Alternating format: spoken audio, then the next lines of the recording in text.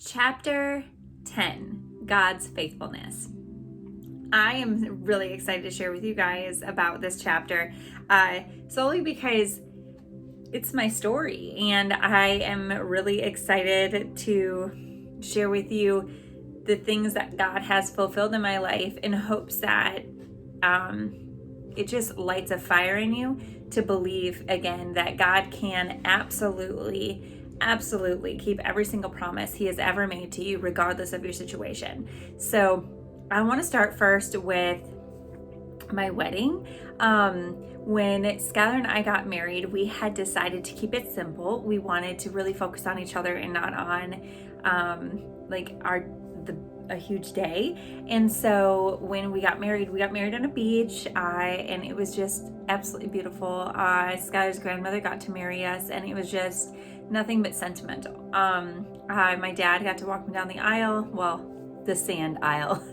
And as we walked, it's almost like this wave of disbelief filled me. I could not believe that I was walking towards a literal promise from God, and it was something that was just overwhelming to me. And that's what I hope in your life. I hope that there's waves of this overwhelming revelation that, oh wow, this is a fulfillment of God's promise. So let me say this. My fulfillment and this specific promise from God about my husband, it wasn't everything that I thought it would be. It was so much better. Not in the ways that I would have thought better, the ways I needed better. And so I say that because sometimes when we think about our promises from God and the fulfillment of them, we can have expectations and we can have an idealistic version in our mind about what God's promises are supposed to look like. And in turn, we hinder the actual promise that God is trying to give us that is so much better than anything we could ever imagine, that we miss out on the promise that is right before us. And so I want to put a huge red flag in your air and just wave it and say, don't do that, because I have so often had such high expectations of things, and I'm a dreamer, and so I can't help but daydream, and honestly I think everybody does, but daydream about the things that God has coming. And there's a reason we don't know. There's a reason that tomorrow is in the unknown and a surprise, because with a surprise there's excitement, and with surprise there's a dependence on the Lord. You have to lean on him. And I really want to encourage you with that, because I write in, let me jump to it. I write in Exodus 16, I quote that, and I talk about how it says, that evening quail came and covered the camp, and in the morning there was a layer of dew around the camp. When the dew was gone, thin flakes like frost on the ground appeared on the desert floor. When the Israelites saw it, they said to each other, what is this? For they did not know what it is. Exodus 16, 13 through 15. In Exodus, God's chosen people had no idea he was providing exactly what they needed. They missed it. Much like the Pharisees missed the Messiah, the Sanhedrin revealed the Savior of the world as a heretic because he didn't fit their expectations of the coming king. By allowing their expectations to muddy the view, they missed out on the very thing they devoted their lives to.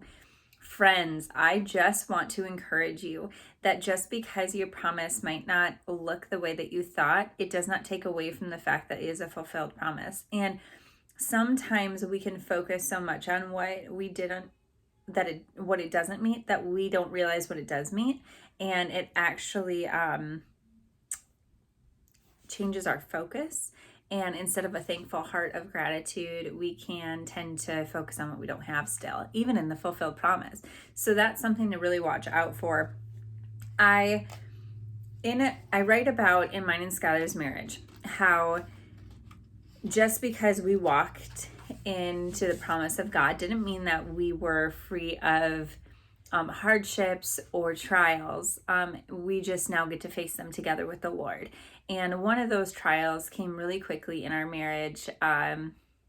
when we actually lost our second born in a miscarriage, and that was something we were not prepared for.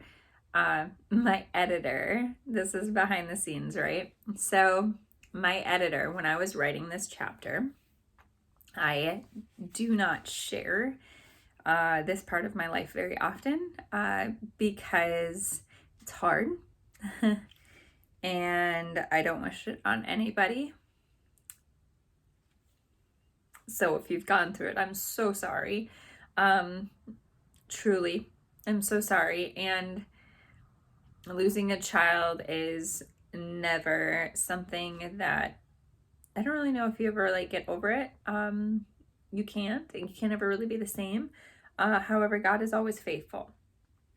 So we lost our baby very early on, but nonetheless still our baby. And we were announcing our baby like that we were pregnant on Uriah, our first son's birthday, on his very first birthday. We were going to tell our whole family with Uriah wearing his birthday shirt, but it's going to say Big Brother and all that. And so we had gotten all of our stuff ready and we were so excited. And the night before Uriah's birthday, or actually the morning before Uriah's birthday, I had a miscarriage and lost our baby. And so come to our son's very first birthday party, which is a really big deal for first parents. We had to mourn all at the same time as putting on a happy face because nobody knew we were pregnant. So it was something that I wasn't really prepared for. And then I found out that my body just hormonally didn't come back in alignment very well, very quickly. And I had to go through that with Skylar. And each pregnancy, I've actually had to go through that. And so anyway, I didn't see that in God's promise at all. I knew that God was going to give me boys because he had very specifically shared that with me years prior. I have it written actually, and I just remember praying on my knees, just telling the Lord if he would give me, and not because I don't want girls, by the way, but that if he would give me boys to raise, that I wanted the opportunity to raise them into godly men, and that I would consider it an honor. And just because it's something that I didn't see a lot growing up, where like these godly men around me, like friends and all these things, like I didn't have a lot of them. And so I wanted, and then the men in my like later ages, like mid-20s, you know, I didn't have a godly husband to lean on and things like that. So it was very much what I wanted to raise. And so our first son came, and by no means was I surprised. And then our next baby came, or we found out we were pregnant. And when we lost our baby, I couldn't see that in the promise. Like I didn't understand what God was doing. And that took a long time. And then Judah is our promise. He's our rainbow baby. And we waited a while for him. And he is just joy. Like he just brings such a spark to our life, and it's so amazing. And here I am sitting before you with now 4 boys. And I actually cannot believe that I have 4 boys. I'm very outnumbered. Even the dog's a boy. It's why I went and got girl chickens, just to have girls around. But yes, I absolutely did not see everything that was coming from the Lord, just like you cannot. But I promise it will be better than you can imagine. If you can just lay down those expectations and trust that the Lord has you and your best interest in mind, it will take a lot of weight off you. I talk about how Joseph he gets put in prison, and he's sitting there waiting, and he has an opportunity, right? He has this opportunity to either have this pessimistic attitude of, here I am again. I have no one to trust. God has forgotten about me again. And like, I go on with this hypothetical perspective of Joseph and what he could have thought. Like, oh, the cupbearer and the baker, they forgot about me. And here I am sitting here still. Yeah, I have favor in prison, but like, am I ever going to get out of prison? And how is this the favor of God? How is this the fulfillment and promise of God? How's my family supposed to bow down to me? All these things. Yet, that was not his attitude. Ever. Joseph found favor with the prison guard. He made the best of every situation he was in, knowing that his God was so faithful to come through, so faithful for his promises. And he focused on that. And in our waiting seasons, if we can focus not so much on our physical situation, which is hard, let me just tell you, that's hard, but rather focusing on the fact that you serve a faithful God. Not all the promises that we think God has for us will come true in this lifetime. Excuse me, but they will come true because God is faithful, and it might be in the next generation, but it will come true. And because God's not a God of time, in the sense of our time, he's a sense of beyond time. He goes beyond those walls and that border. But again, I love that story of Joseph and that hypothetical perspective. And I challenge you, maybe put yourself in the shoes of, like, step back and look at yourself and say, what's my attitude in my waiting season? What's my attitude in my fulfilled promise season? Because just because you're living out a fulfilled promise doesn't mean your attitude is right. And it will hinder you from being promoted. So just like the people of God walked around in Egypt for 40 years because their attitudes were just not grateful. Like, it will hinder you. And I don't want you to get stuck because of those expectations.